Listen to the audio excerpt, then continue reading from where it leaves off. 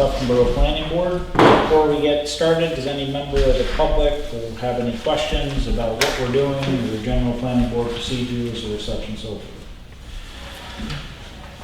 Okay, with that, a little bit of housekeeping, approval of minutes. Does anybody note any changes that needed to be made? I do not.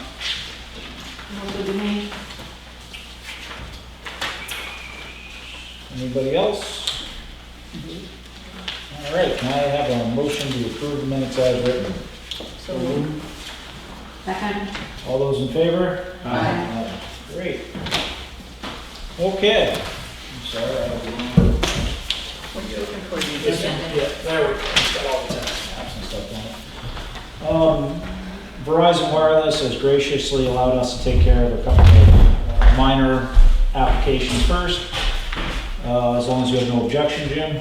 No, I'm okay with that. Great. Lawrence and Bernice England, tax map 60-3-1 and 59-3-7, 57 Phineas Graves Road, boundary line adjustment for both subdivision and public hearing. This should probably look familiar with everyone, because I think about 5 years ago we subdivided this. That's correct.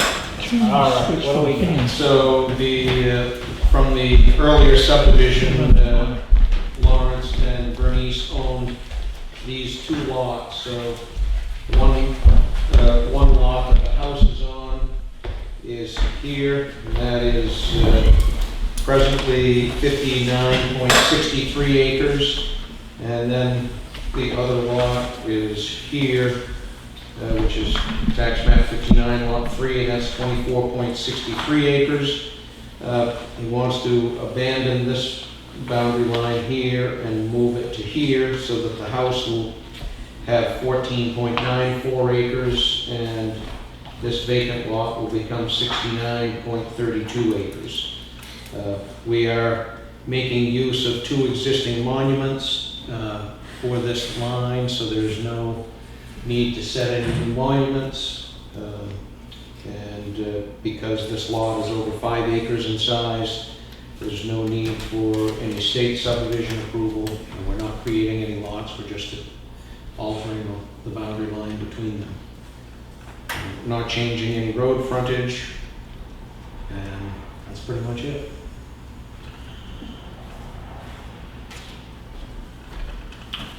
Be happy to answer any questions the board or the public has. Is either of the properties in a trust? They are not. Are there any lien holders on either of the properties? I do not believe there are, no. Okay. And are there any easements on any of the properties? Remember, there's the existing Phineas Graves cemetery, which is on the subject property, but there may be the power comes up and stops here, and then it also comes into the old Phineas Graves Road from behind, but there's no power here. So the only potential easement is for the power company to supply power to the house. Okay. Well, the application appears to be complete. Can I have a motion that we assume jurisdiction over the application? So moved. Second. All those in favor? Aye. Great. Does any member of the board have any questions for the applicant? I don't know. Looked at it earlier, Jim. It looks great. Pretty simple. Yeah, fairly benign. Pretty vanilla, yeah. All right, can I have a motion to open the public session? So moved. Second. All those in favor? Does any member of the public have any questions? It's a nice piece of land, cell tower. Very nice. Can I have a motion to close the public session? So moved. Second. All those in favor? Aye. Does any member of the board have any further questions for the applicant? Nope. Can I have a motion to approve the boundary line adjustment as requested with the condition on confirmation of the lien, if there are no lien holders, and if there is, just lien holder sign off on the boundary line adjustment? So moved. Second. All those in favor? Aye. Thank you very much.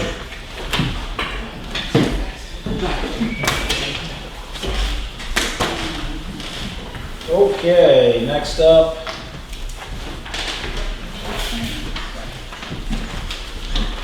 Norway Plains. Is Norway Plains here tonight?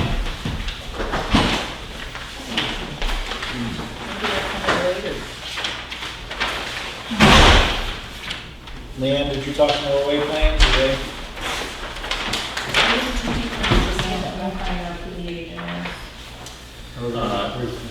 Huh? Yeah, I did. Wait, they, Yeah, that was, There was a couple here that. yes, and they weren't, but they're not with this. No, I- So, yeah, I'm just I, wondering. it's, his Okay. name slipped my mind, but, yeah, I don't know why they were here or what they were. Last name was. They were here for the dog Yeah. show. Huh? They were here for the dog show with a Yeah. couple other people. They don't know. I didn't bring the dog. Brenzers, yeah, yeah, Steve and Linda Brenzer.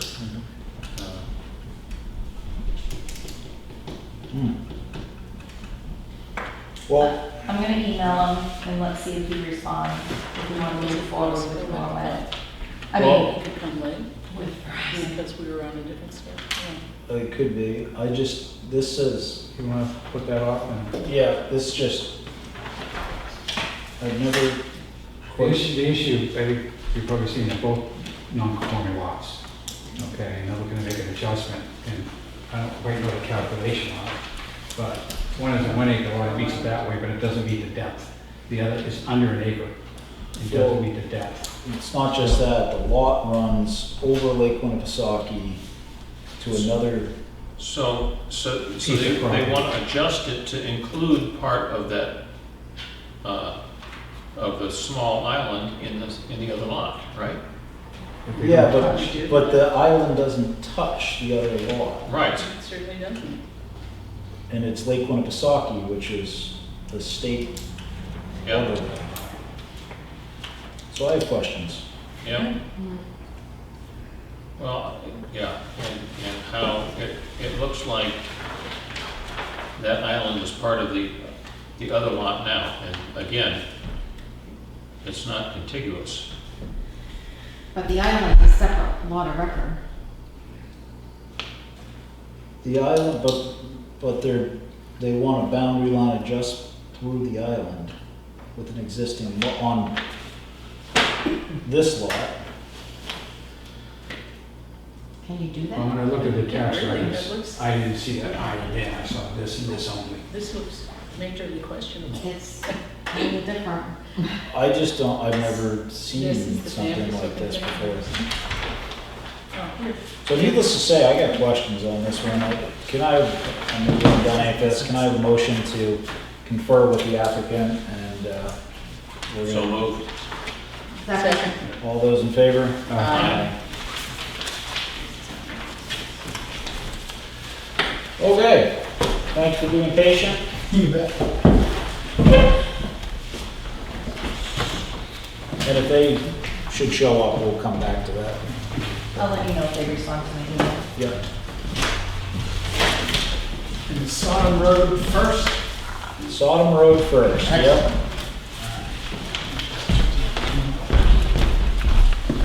Oh, I guess we didn't need to bring them then. Is that a new one? Another one? I've got one. No, this is just some additional It's different. information. This is probably the answers to the homework. Yeah, answers to a bunch of questions. Okay, good.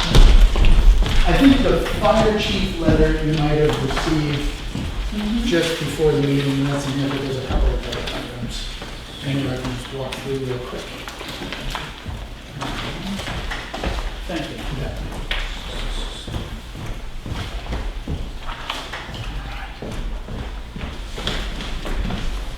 First, I should let everyone know on this that Ivan was, of course, he was unavailable because of conflicts with other planning boards. So I spoke extensively with Ivan, as did Gary spoke extensively with Ivan, with all of the other questions, as all the previous ones. And he gave me his only one concern, which we're going to do, which wasn't so much a concern as an observation. So if everyone's comfortable with that, his schedule is very conflicted. I would like to proceed based on that. Unless anyone has any issues. Okay, wonderful. Save money. Yep. All right, can you walk us through your? You bet. And again, Scott Anderson, I'm here with Brian Ross and Sohail Usmani and Oscar Suarez for Verizon Wireless and the project at 69 Sodom Road. For the materials that I just handed out, this is just following up on a few questions that came up. At the last meeting, the board had granted a waiver of the 25 feet of vegetation between non-residential use and the residential property, but we had not expressly put that in writing for the board. So first paragraph here is just to make it official, the written request for a waiver from that 25-foot buffer strip. As you remember, the tower site is behind the shed, and then you have to come from the right-hand side because of topography and other site constraints. So we were able to move the retaining wall, which is another item here, and there is a revised site plan that shows that we now have at least 10 feet between the retaining wall and that closest property line. So we had asked for a waiver from that 10-foot requirement, but do not need it now. And the revised site plan, the engineers were able to move it so that we have the full 10 feet there. We also had been in communications with the Ms. Honeycutt, who is the abutter and lives at has that joint property line where we're close to. And we had talked to her both about the reduction in the tower setback, the fall zone setback, and the reduction in the buffering. And based on conversations that Brian had previously, she was okay with both of those, but we wanted to make sure that we had that in writing. So at tab A is the letter that Brian had sent to her that laid out the fact that we will be closer than the tower height to the property boundary, and we're not going to be having the same kind of robustness of the vegetated buffer that we normally would have between residential and non-residential uses. But I think as everybody is aware, her house is more at the back of the lot. There's a tremendous amount of vegetation on her property, right at the property boundary. And so the tab A is the kind of countersigned consent by Ms. Honeycutt to the request that we had with the board. The fire chief had sent in a letter to address both sites. With regard to this site, I think it was the kind of last paragraph when it was simple and no concerns about anything associated with our project.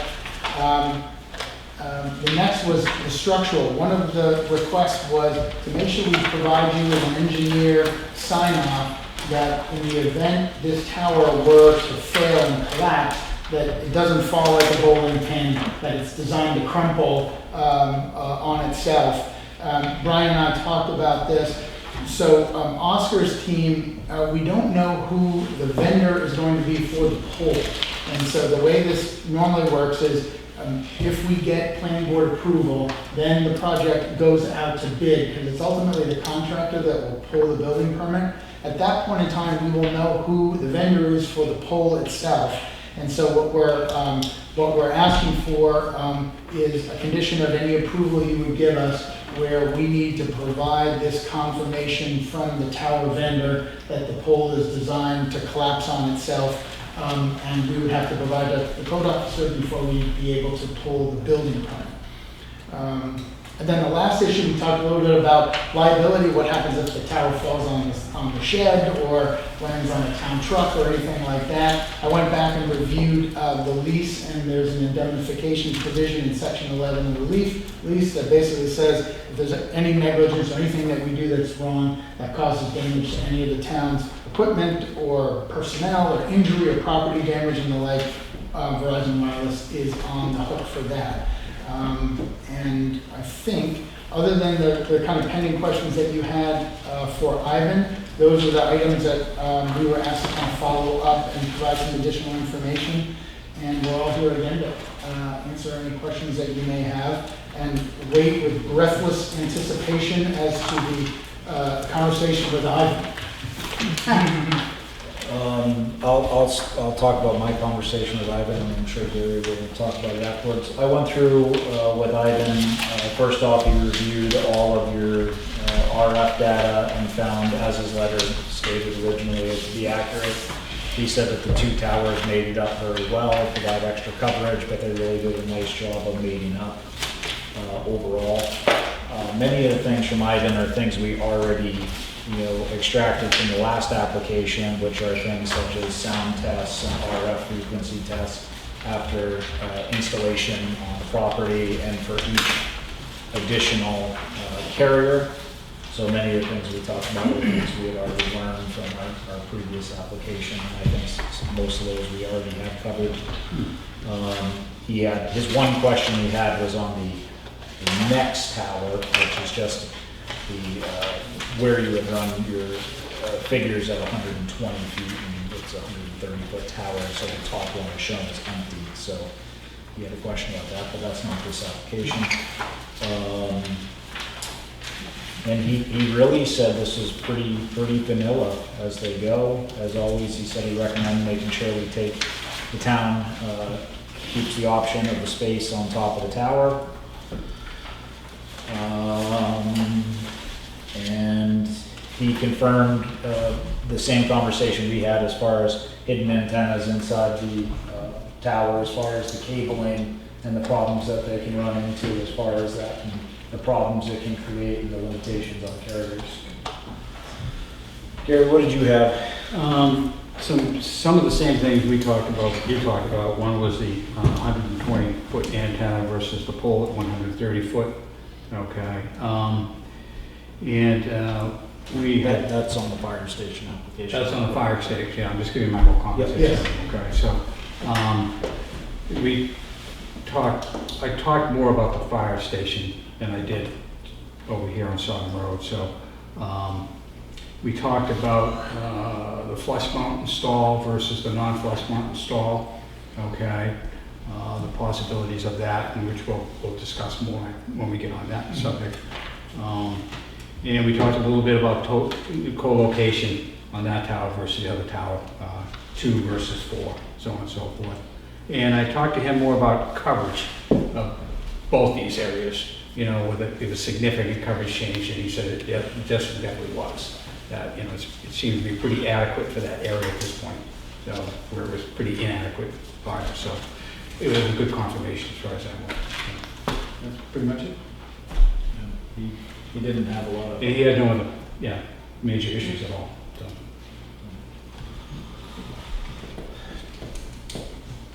Does any member of the board have any questions for Gary or I as far as the conversation and for the engineers about the RF portion? Okay.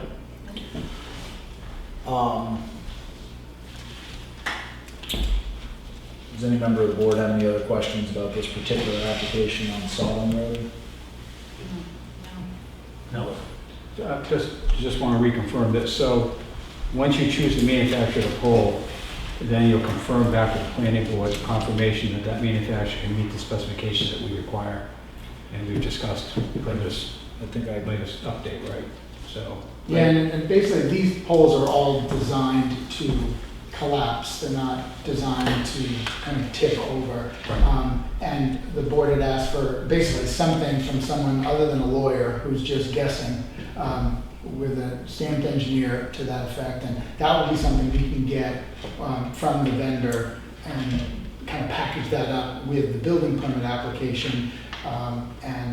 So to make that a condition of approval, that way the town will get that confirmation before we can actually commence construction. So that was our proposal and request. So I had a total of 14, some of these we've already answered, but outstanding issues or conditions to be listed. And then we also need to talk about what this tower, best serves the community as far as looking at.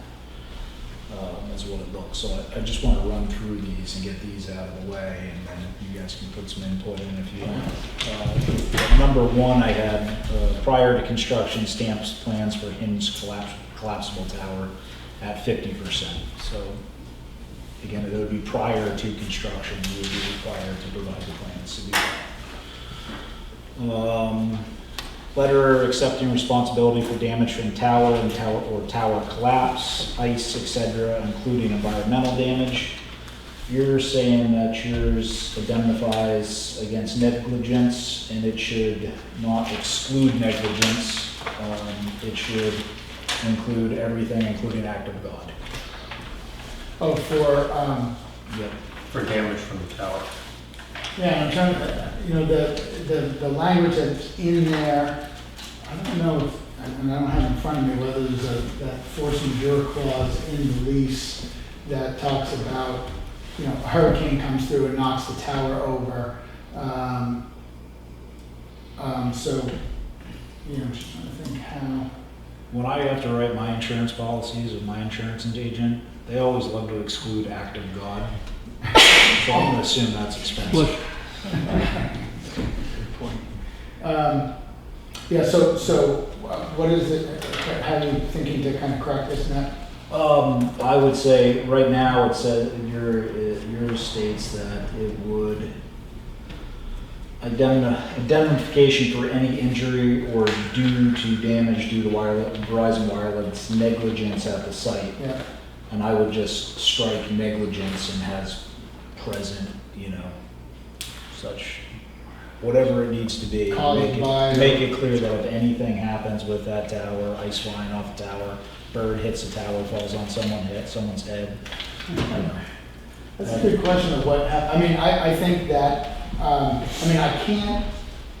can't change the terms of the lease agreement, but a condition of the planning board approval would be in addition to anything in the lease agreement. I think probably that's fine. Mostly because if there's a hurricane and the tower tips over and lands on a town vehicle, my guess is what Verizon does is they replace the tower and they deal with the vehicle. They don't say, hey, it wasn't my hurricane. They say it was my tower, and probably the landlord gets made whole from that activity. Yeah, my guess is it's gonna be up to Verizon Wireless's insurance company on what they do. And one thing I know about insurance companies is they don't like paying for things that much. Yeah. So, My guess is their deductible is pretty it's probably high. $1 million or something like So that. the new sander is probably out of. I'm more concerned with a piece of flying ice coming off the tower or something like that and landing on somebody's head working around the Yeah. area and getting killed, and then he sues the town for, and Verizon saying, hey, we didn't do anything negligent, Yeah. ice happens. Yeah, and my guess is, if a condition like that, I understand, it makes sense. How that actually shakes out when that person gets hit by the ice and is killed, and then the family sues the town, and the town brings in Verizon, and that's definitely above my pay grade, but, we're not gonna object to you putting a condition in there that at least gives the town that option, depending on what happens. Okay. 3, I had easement or letter from a butter, which you have provided. I had blue fence wall 1 foot, but I think you guys have already addressed that. Yes. Fire department sign off, you guys already had. Sound tests when completed and for each, sound tests when completed and for each additional carrier when added. Radiation tests for each carrier and for when completed, each additional carrier that's added. That one's not there. That one's not there. Bonding for tower removal. Knox box on property for the fire department's requests. And the top of the pole for emergency services communications, if they desire.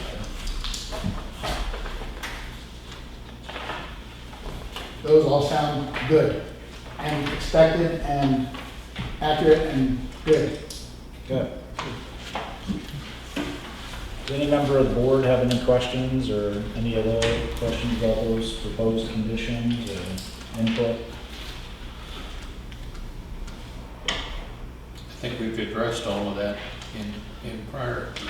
Yeah, we're getting downright streamlined. I think. Yeah.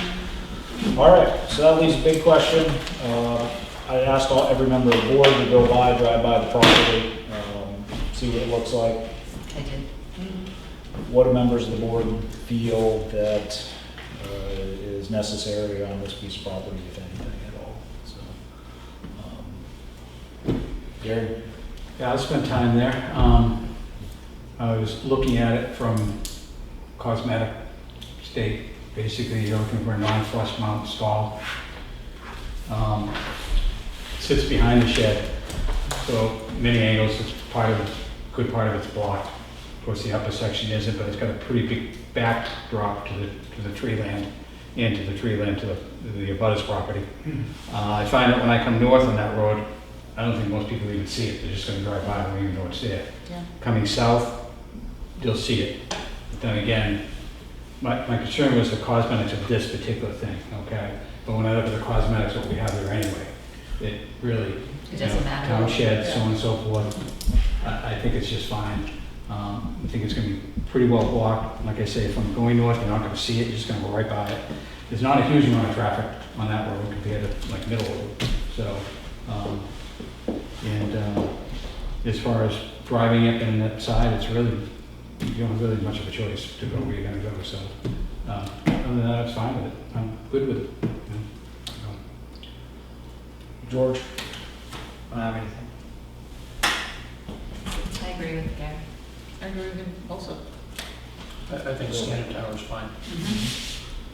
And I went out and took pictures for the, our master plan. Remember I had to go out and take Oh, pictures? yeah. Yeah. Okay. So I spent quite a bit of time trying to get a good picture.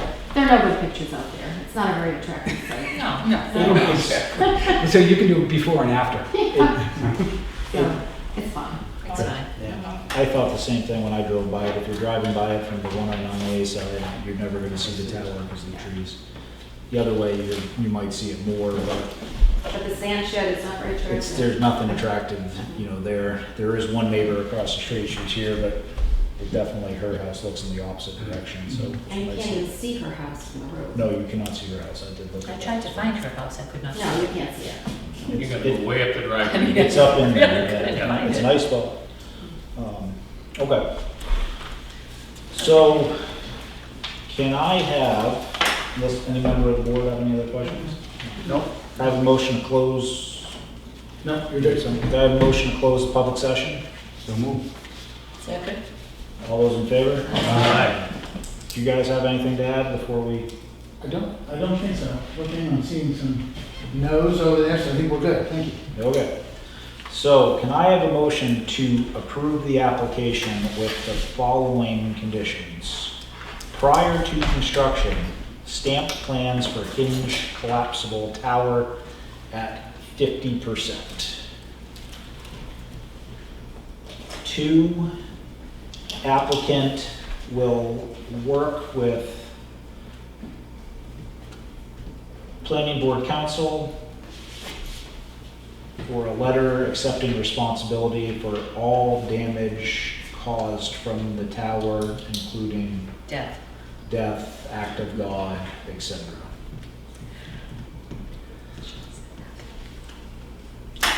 Sound tests shall be completed upon installation of generator and for each additional carrier. Radiation tests shall be completed when completed, as well as for each additional carrier. Should it say completed and acceptable? Completed and acceptable Within the limits, yeah. within limits. Same for the sound test. Exactly. Yep. Yeah. We have the neighbor sign off. That Knox box shall be installed at the site. Top of the tower shall be reserved for emergency services if desired. And remove the bond. And bond for removal of the tower. Anybody else have anything? So, on the last application, I think we included a condition requiring them to come back if they wanted to add antennas. Oh, yeah. Yep. right? Not just new carriers, but Right. if the existing carrier wants to add additional antennas beyond, I believe that was what I was getting at by requiring the sound test and radiation test. But we'll add. okay, Yeah. I mean, any change to what's shown. Well, I think just as in the last towers, we're not interested in you guys coming back each time you have to For fix equipment or stuff like that. But applicant shall return for each additional carrier on the tower. Or if an applicant intends to add additional antennas. And what would happen if AT&T comes on, what we'll say is, all right, we have this tower, it's great, there's a condition, gonna go back to the planning board. You are now, it's gonna be your equipment. that's their application. It'll probably be AT&T's, but we're subject to, the planning board has to review it before anything else goes on the agenda. Brian? So, something that we're running into in more urban areas is the deployment of smaller antenna on the same. So typically you'll have like a 4 antenna array and they'll all be pipe mounted. And what we're running into is that they are putting 2 antenna that are able to be very close to each other on one pipe mount. And then they're adding 2 and 1 small antenna that's like a box, and then another one that is a square, and then another that looks like a shoebox on the additional pipe, on that pipe mount. So that is technically adding antenna. So How about we do it this way? How about we, let me ask the board, how about we say that the applicant, original applicant, making antenna modifications that would increase RF frequency by greater than 10% shall return to the board for your existing tower. that's fine, yeah. So that way, if you gotta change, antennas change shape and stuff like that, you know, you've got some room to work with, so to speak. Yeah, I'm trying to think that, because I think what you're getting at is a difference between, all of a sudden, a bunch of carriers are like, hey, we have to replace the GE 42 with a GE 23, and it's a different One configuration. puts out 110 something and one puts out 112, so Yeah. let's hear from the engineer. So you're saying no more than 10% Yeah, power? 10% Change. So that's just the requirement. of the juice out, RF output. Is there a change in emission level with different antennas, I guess? I'm trying to think of a way to give you guys some, leeway to do The routine. bottom line is, everything has to be compliant with FCC guidelines. And, you can't put something up which doesn't comply. So it has to be regulated within the limits set by FCC. No Right. matter what technology it is, but there's some unknowns with the new antennas that, 5G and millimeter wave are using. So I'm just, that's what we're talking Yeah. about. Well, the issue we face is it's presented as, 10% of. It's a very reasonable request.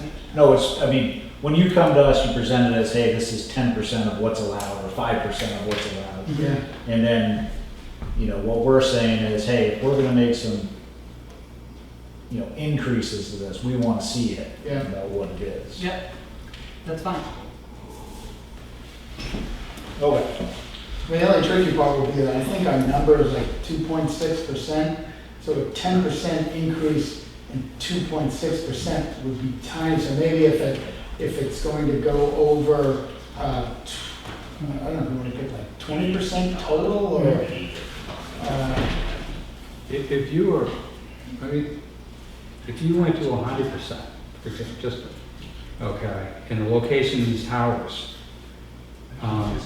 what does that do for the signal? what it means is that at the highest point of exposure, you can't go over 100%. So that's usually, I think here it's like 85 feet away from the pole. So, Which um, is different. and I've never seen a site go anywhere near 100, but in theory, you could go up to 100, and that's permitted, and it's outside what the towns can do. You're more just, hey, if you're gonna do something significant that alters, Right. you know, we want you to come back. We're looking for, if you're gonna make a change to this tower, like you're gonna add a carrier, come back, let's Yeah, run the that's- numbers yeah. again, you know, let's do it. I mean, we want co-location on towers for a reason, we don't Yeah. want a whole bunch of towers. But, you know, to his point, you know, hey, sometimes we gotta add this antenna and swap out this antenna and do this. And I get that, technology changes, you don't wanna be here every year doing that. So I'm just thinking of, hey, this may give you some leeway and not have to come back here, you know. With some, You know, 10 years from now, they may say, hey, we got this super duper whoop-de-whoop whatever, and, you know, it's gonna increase the range of everything by, and yeah, you might have to come back, but trying to avoid routine, yeah. you know. So one option is to have a condition that would say, prior to any significant change in antenna design as determined by the code officer, we'd have, so that we check in with the code officer, here's what we're gonna do, and then the code officer would be kind of a gatekeeper and say, oh, that's a little one, or, you know, no, that's gonna change the visual impacts, it's gonna change whatever, no, you have to go back, so that's just an option. I'm struggling to come up with a trigger that makes sense, and maybe having it float with a code officer is just another option. Did we agree that they would come to the planning board for their permit anyway to add an antenna? Right. I'm just trying to give them the leeway if they gotta go up and change out some antennas Yeah. for, you know, routine reasons, to not be back. You know, So I think this has 4 groups of 3 antennas or something in the design. 3 groups of 4. 3 groups of 4. Right. So new antenna design might replace 4 antennas with 6 antennas, let's say, within the same space that a little different shape. And does that mean that they need to come traipsing back to us and say, well, see, this is what we have, and it's actually, you know, the package is more compact and yada, yada, yada, but it is more antennas. I mean, And this is the kind of sketch of, you know, here's the before, Yeah, with no, before, and then we swap one out with these shoebox box design. that's why I was thinking just if we base it off of radiation levels, which is what everyone's really worried about. Yeah, And, you know, you Yeah. you gotta move it around a little bit, then you can move it around a little bit. How do other towns handle this? Well, I'm concerned about a condition like this because the town doesn't own the tower. If the town owned the tower, I could certainly see this condition, but because Verizon's owning the tower, typically it's a swap or an adjustment to the antennas. It's just building permit only in most towns.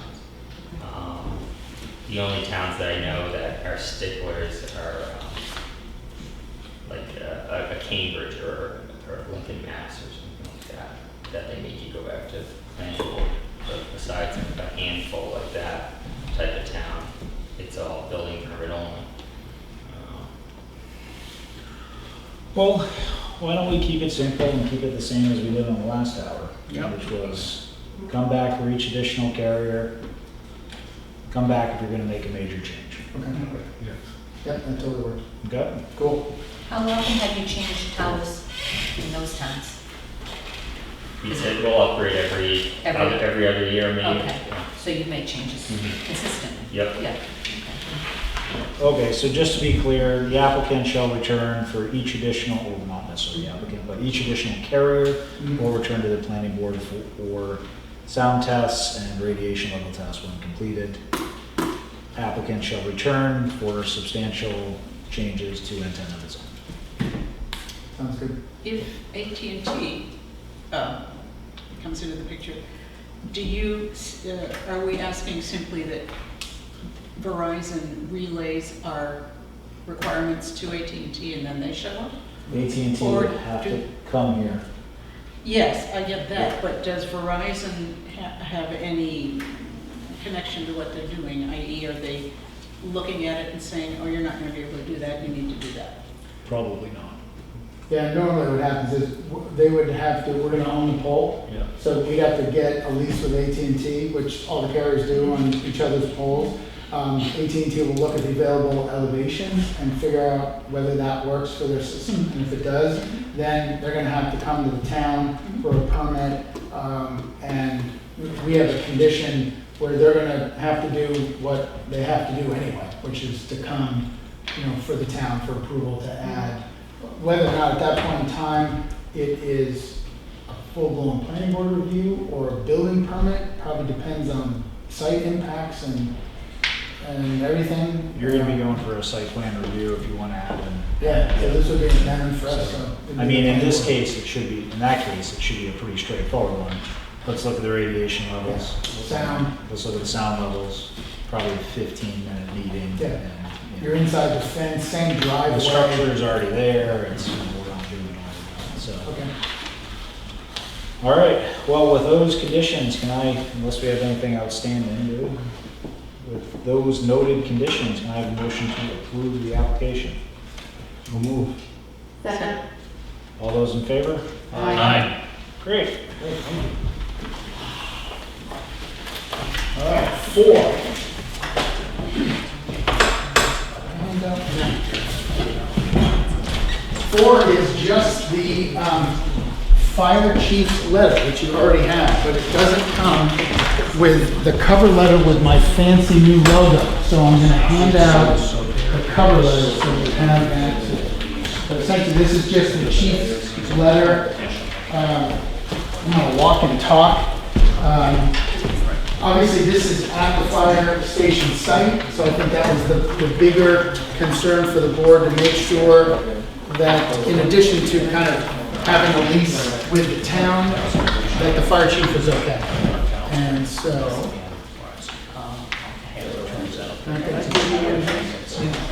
yes, I did. So that was the one outstanding item. We didn't have anything else that was outstanding. The one thing that the chief did note in the letter is, hey, let's make sure that when you put in the nice looking wood gate, it does not interfere with pedestrian access. The point of the gate is to prevent cars from going up to the base of the tower. I'm assuming what we'll do is, there will be a stone dust little U-shaped loop that gets put in that goes around the side of the gate so that it is wide enough to prevent a car from getting by, but it doesn't go into the woods on both sides, so people are, traipsing down the hill. It'll be just wide enough to block the final road, and there will be pedestrian access around either side of the gate. And we can certainly coordinate that with the chief when he gets time to kind of do the final sighting of the gate.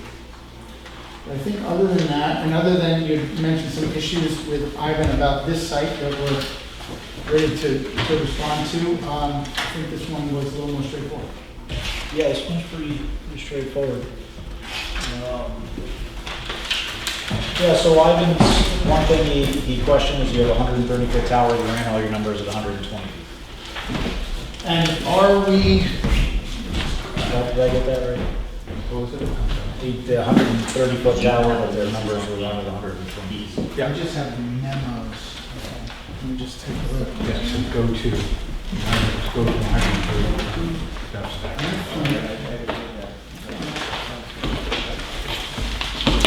So I think similar to the other one, we have a 130-foot tower with the town taking the top spot. Okay. So we're at 120, which is why we ran the reports at 120. That's what he suspected, but Yeah, so both of these sites have the tower top spot taken by the municipal equipment. So we ran the numbers at our antenna rad center, a little bit lower down.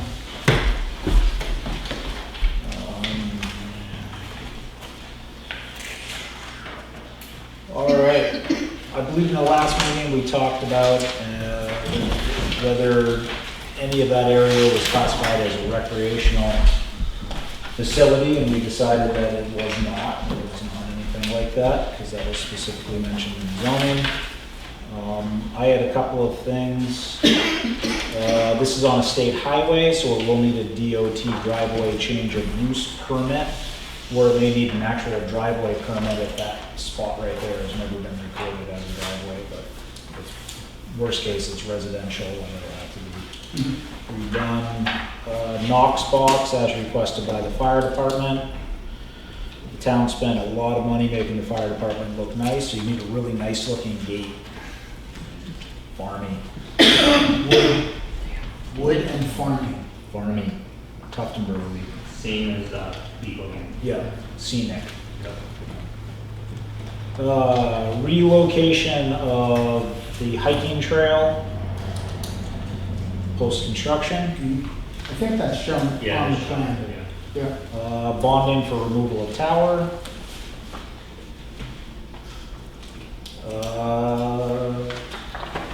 Applicant will work with planning board council as far as liability for the tower for any damage, injury, et cetera, same as last one.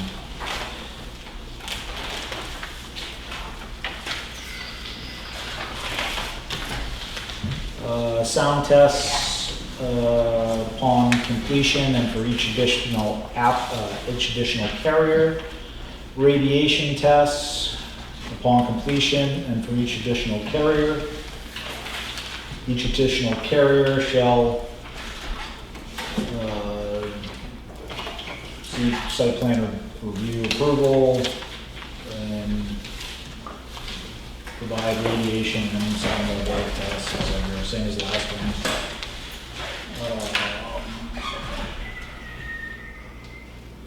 What else do we have? The substantial change condition. Yep. Applicant shall return to the planning board for substantial changes to their towers, to their antennas or towers.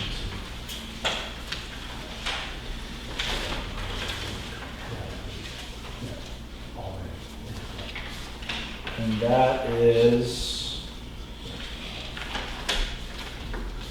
that's all I've got.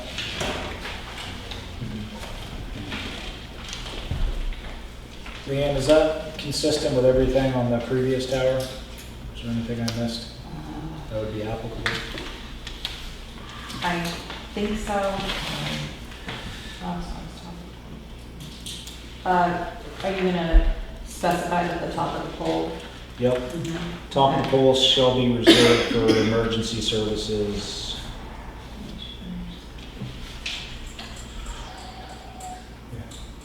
Does this one need the stamped plan? This does not need Okay. for the 50% fall, but it's Okay, a good idea to have stamp plans shall be provided to the codes officer prior to construction. Yeah. Do we know what the top of the emergency service is? What is it? Whatever the fire department wants.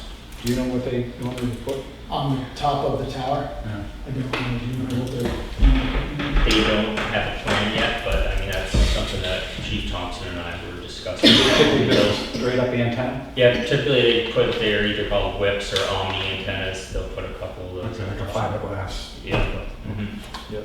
So if you look at the antennas that are on the top of the town Fire office station. Yeah. and the central station, it may be something similar to that. It may be a monopole whip, but, I've got a or great, all of the above. I've got a great one. 10, applicant shall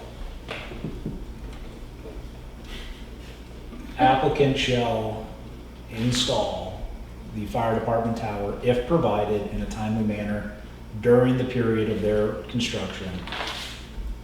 So if the chief comes to you, Adam comes to you and says, I need this this antenna stuck up on top of the tower, you guys will stick it up on top of the tower. I already discussed that with them, so that we would. Yeah. Because otherwise, we have to attempt to figure out how to stick that on top of the That's tower. right, yeah. We don't want to figure that out. Yeah, I said if you guys are ready when we're doing our initial install, Yep, then our riggers will yep. coordinate and do your work. If he can get it there to you in time, Yep. you don't have to bring a crane back. Yeah.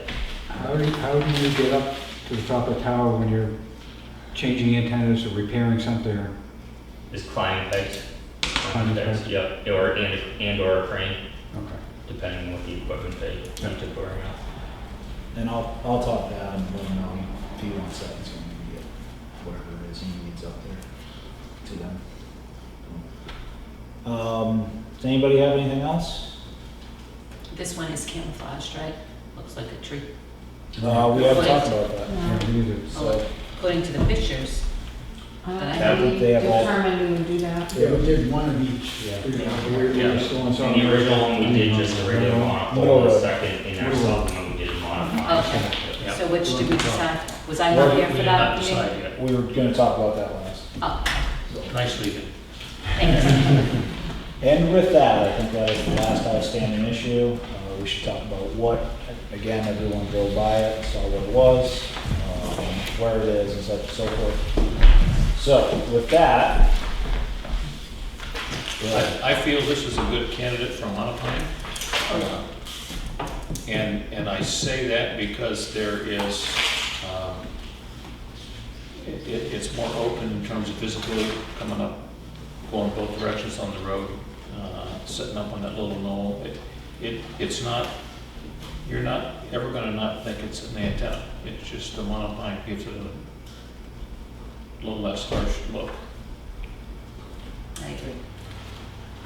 Carol? I'm looking at the pictures. I think a monopine would be nice. Yeah. If we don't like it after it's up, can we take it down? Yeah. We're I still think waiting you're for gonna like it. Sometimes they look really Oh. stupid. They do, but I think it would look really stupid to just have a gray thing sticking up there. The one I that, really do. the one that makes me think about it on this one is the town spent a lot of money to make the fire station look nice, like more than what we needed to. And it's on major traffic flowway, which everyone passes, you know, it's widely traveled and widely seen. So, I mean, I think we will notice it because we're involved in this, but I think people just flying by aren't even gonna notice it. One of the things that's hard to know is, you know, when I see a monopine antenna, I know it's an antenna, but are there times that I don't see it, you know, in locations? And if there are, then it's working, right? And even, you know, even the one that's a monopine, it doesn't look to me like, oh, that's ugly. Just a little more interesting to look at than a straight old. You know, we have that ash borer, so all the ash trees are dying. Yeah. What if the trees around it die, and now suddenly you've got, it's a pole, and then it's only at the top that you have the branches. So Carol. it's pretty stupid. We'll spray paint it green. You know, it's always gonna be an antenna, all right? But the monopine just softens it a little bit. And if all the trees around it Die, no, die, plant more. then, yeah, then you still have the antenna. I don't think it looks any worse being a monopine than, Well, you figure a tree doesn't have any branches normally at the bottom, or most of Right. them don't, so right, maybe it look more tree-like. so. But when you put the branches on, because we talked, Ryan, where do they start on, say, the 130-foot pole?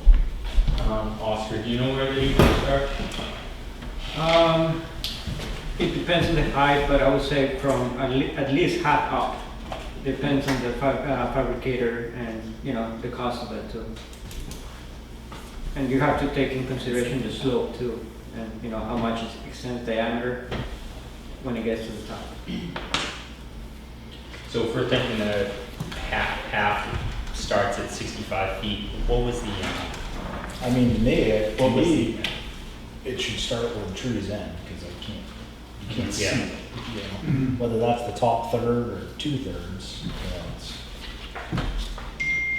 Oops. And my guess is 130 feet, it's gonna start a little above half, maybe. So, yeah, That's 65, maybe it starts at 75 or something. Oh, yeah. It's not too far, it's not too far back, so it's And not that gonna does be start that at the tree extraordinary. line. I would say, yeah, they got it starting at the tree line, and I would say it's probably 50% of the pole. Yeah. Which is exactly what you said. Kate, Yes. Most definitely. George?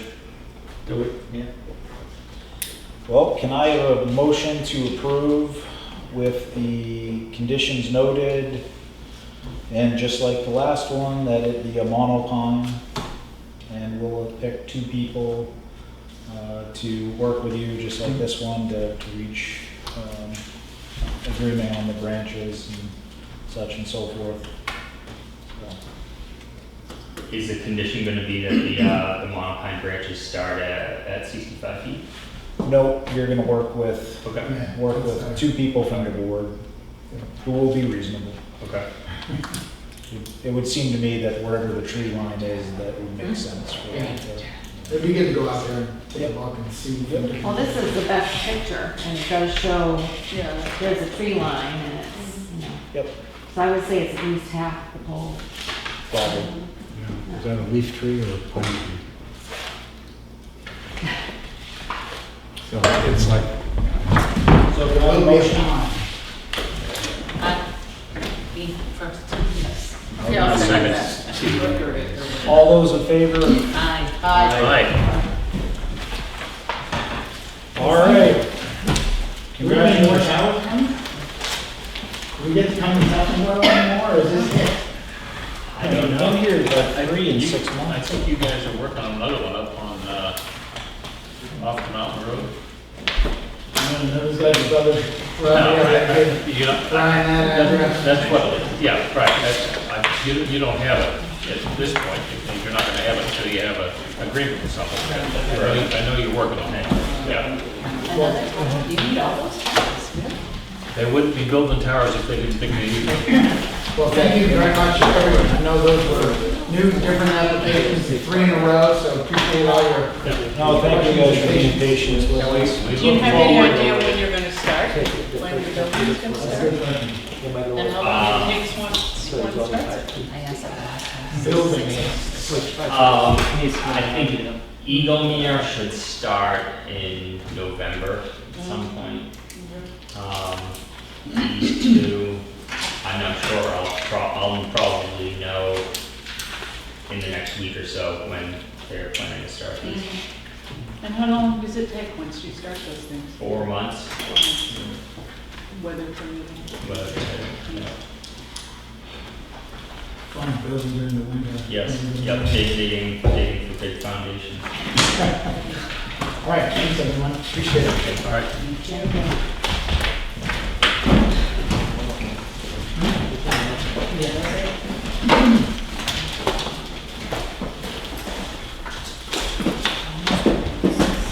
All right, what else do we have? Site plan review regulation?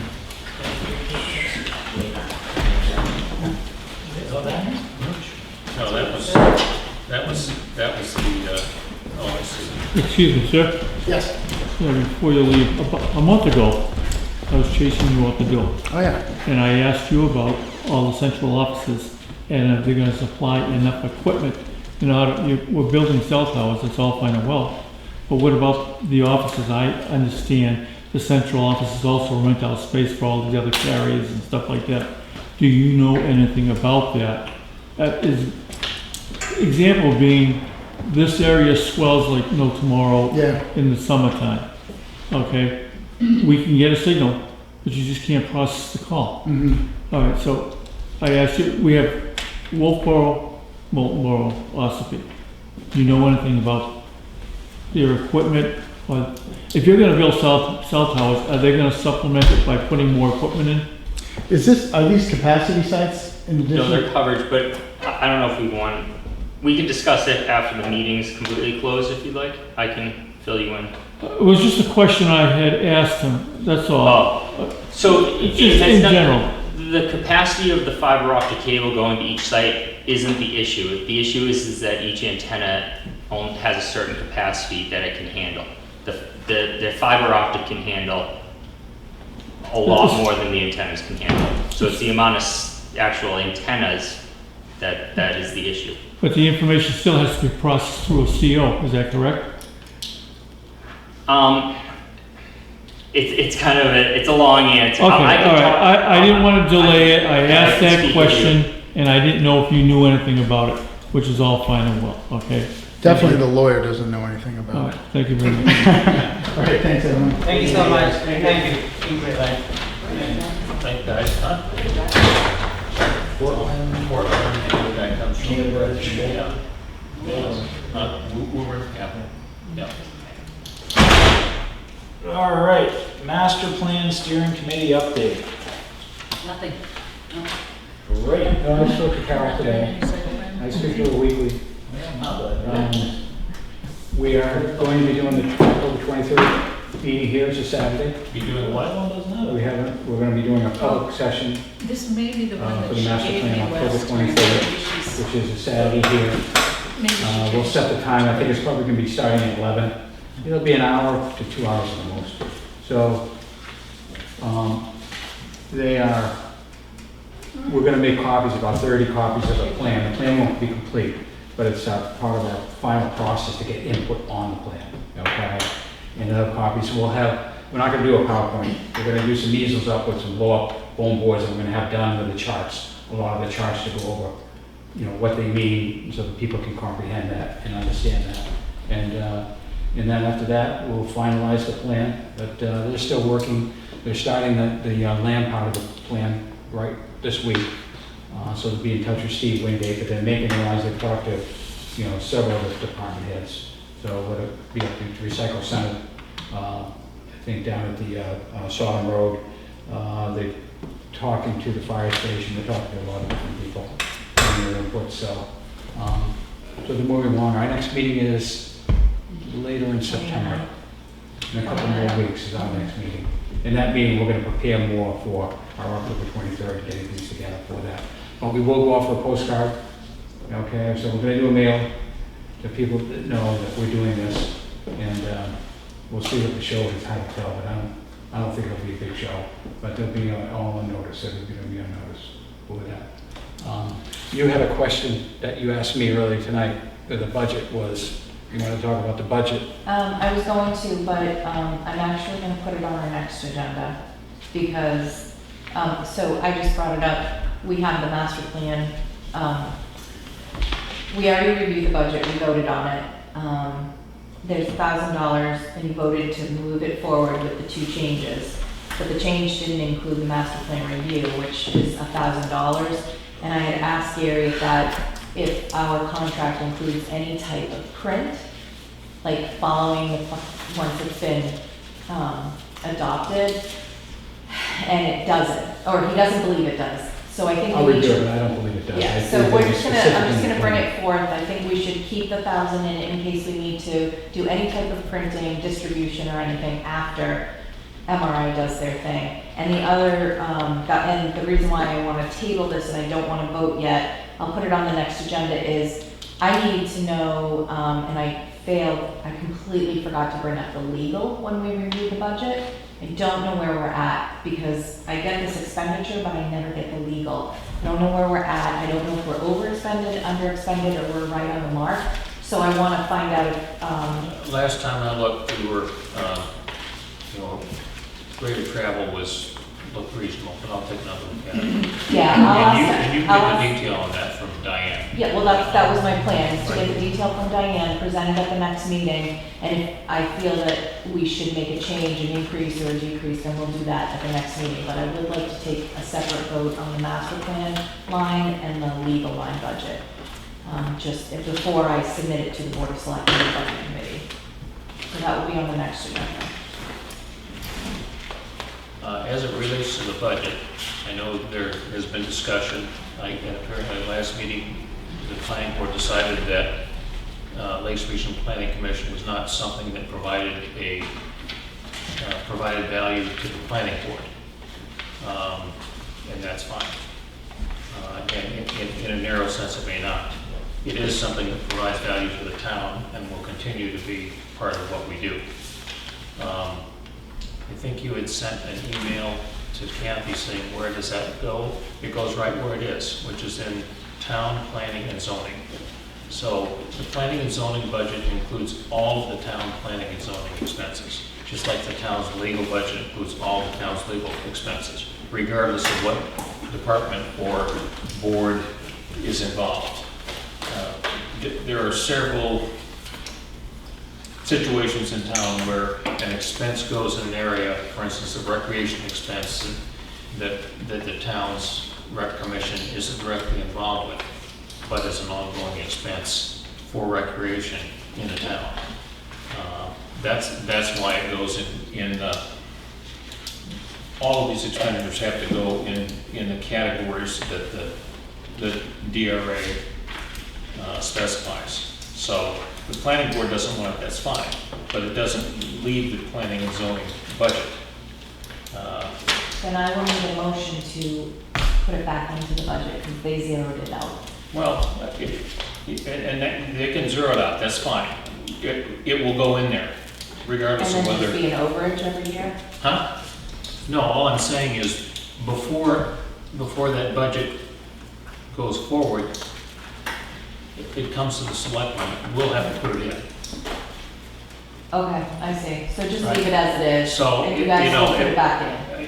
It's easier to go ahead and put it back in from the get-go, but Okay. if it stays the way it is, it still has to go someplace, because we're not gonna not be involved with ORPC. Okay, that's the chairman's call. Yep. Whether we take a vote now or whether we leave it, and then you Bill would. wants to leave it alone, leave it alone, and Well, the other thing about the plan also is that we have to do some mapping.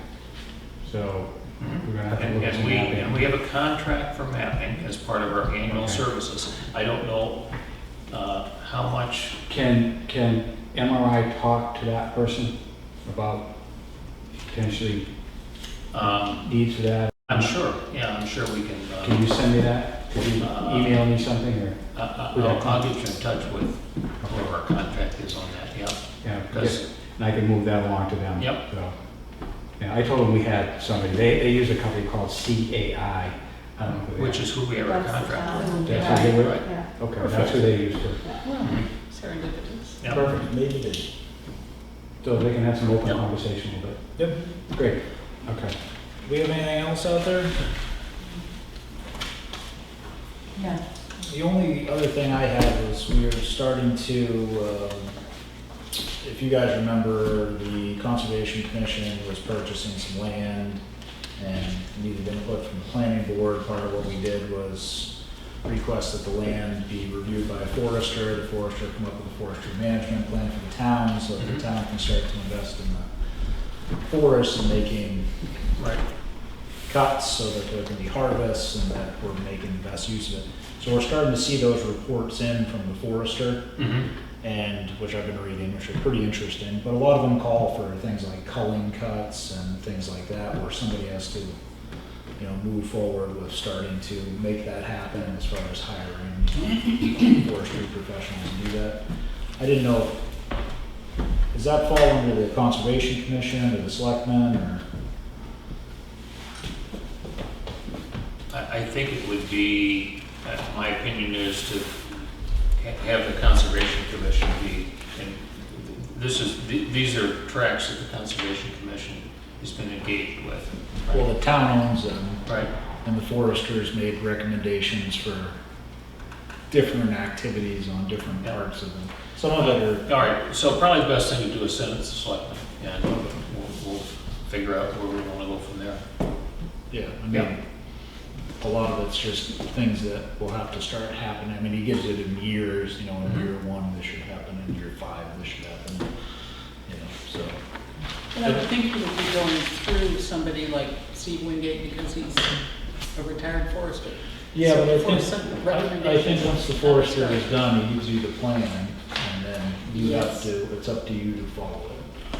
Yes, but I just mean that I think in following it, rather than one of the selectmen saying, well, let's start over here, you'd probably want to ask somebody who No, has experience he with it. actually breaks it up by acreage, and this is what should happen here, and this is what should happen there. But if we're going to put a process in place, the first thing is let's look at the plan, see where it is and where we go from there. Yeah. Yep.